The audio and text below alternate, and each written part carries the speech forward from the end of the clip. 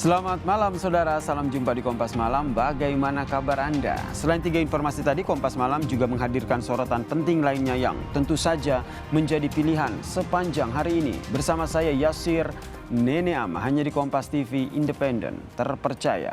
Kita ke informasi pertama saudara, ada sekelompok warga melakukan penyerangan dan berujung pada penembakan ataupun pembakaran saudara. Maksud kami, mes karyawan sebuah perusahaan di Lampung Tengah Lampung.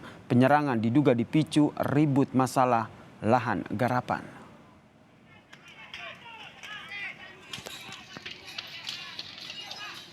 Warga dari 5 kampung di Kecamatan Pubian menyerang dan membakar mes karyawan di 3 lokasi milik PT Gunung Aji Perkasa di Lampung Tengah, saudara. Ada 2 unit mobil dan juga sejumlah mes karyawan yang juga gudang milik perusahaan sawit tersebut terbakar. Dalam aksinya, saudara, massa menuntut pengembalian lahan milik perusahaan di Kampung Gunung Haji karena dinilai telah habis hak guna usahanya. Pasca penyerangan ini, petugas gabungan dari TNI Polri disiagakan di lokasi.